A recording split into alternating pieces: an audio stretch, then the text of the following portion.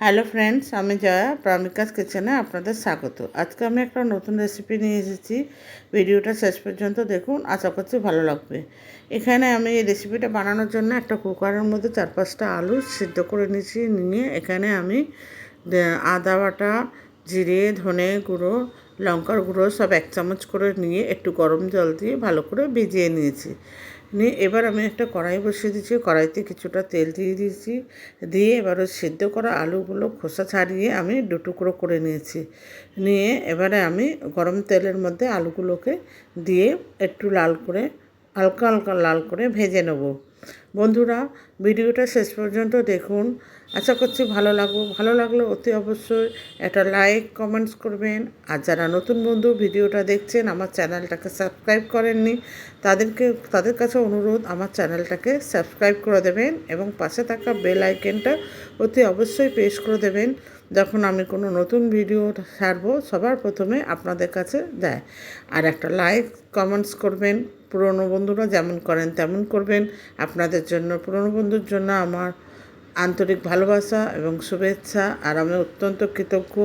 আর নতুন বন্ধুদের কাছেও ভালোবাসা এবং তার সাথে আমি লাইক আর শেয়ার করার অনুরোধ করলাম, যাতে আমি মোটিভেট হয়ে আরও ভালো ভালো নতুন নতুন রেসিপি তৈরি করতে পারি।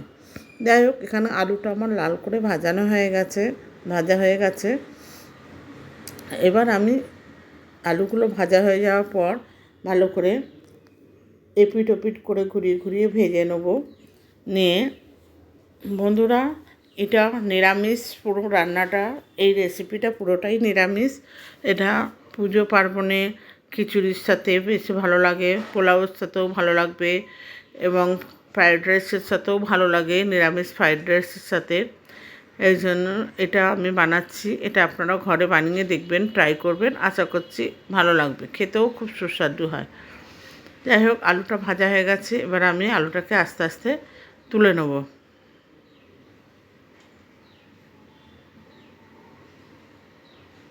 সমস্ত আলুগুলো আমি তুলে নেব।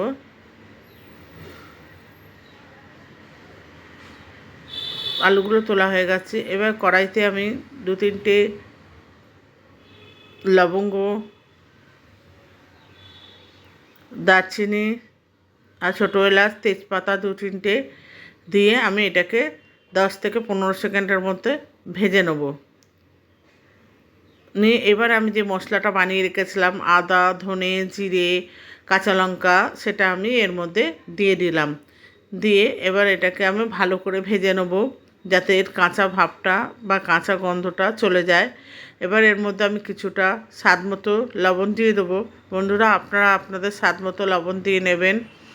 লবণ দিয়ে এবার এটাকে ভালো করে নেড়ে নেবো। তার মধ্যে দিচ্ছি আমি 1/2 চা চামচের মতো হলুদ গুঁড়ো দিয়ে ভালো করে নেড়ে নিচ্ছি। তারপর দিয়ে দিচ্ছি কিছুটা ফেটানো দই। আমি ওভেনটাকে বন্ধ করে রেখেছি। দিয়ে দইটা নালে ছানা ছানা মতো হয়ে যাবে। দিয়ে এবার দইটা দিয়ে ভালো করে আমি ফেটিয়ে নেবো। তবে দইয়ের মধ্যে একটু পোস্ত দেওয়া আছে। দিয়ে ভালো করে আমি ফাটিয়ে এবার গ্যাসটাকে অন করে দিলাম। দিয়ে আমি এটাকে ভালো করে কষিয়ে নিচ্ছি। মশলাটাকে ভালো করে ভেজে নেব। নিয়ে এবার আমি এখানে একটুখানি ক্যাচআপ দিয়ে দিয়েছি। দিয়ে আপনারা এখানে টমেটো কুচি করেও ইউজ করতে পারেন। আমি এখানে টমেটো ক্যাচআপ দিয়ে দিয়েছি 2 চামচের মতো। এবার আলুগুলোকে আমি অ্যাড করে দিলাম। দিয়ে বয়েল আলুগুলো আমি ভালো করে ভেজে নেব। ভালো করে নেড়ে চেড়ে আমি ভেজে নেব। এটা বেশিক্ষণ আর করতে লাগবে না, কেন অলরেডি আলুগুলো বয়েল করাই আছে। এবার আমি একটা ঢাকনা দিয়ে ঢেকে দেবো। ঢাকনাটা খুলে দেখে নেব গ্রেভিটা এখনও রয়েছে, একটু শুকনো শুকনো ড্রাই করব আমি, তাই জন্য এবার আমি খুলেই ভালো করে রান্না করব। আমি এবার এখানে একটুখানি 1 চা চামচের মতো আলুর দমের মশলা দেবো। এই আলুর দমের মশলাটা আপনারা স্কিপ করতে পারেন, কেন অলরেডি আদা বাটা জিরে বাটা দিয়ে হয়, কিন্তু আলুর দমের মশলাটা আমি এই কারণে অ্যাড করেছি যাতে এটার স্মেল বা এটা খেতেও সুস্বাদু হয়, এটা টেস্টটা ভালো হয়।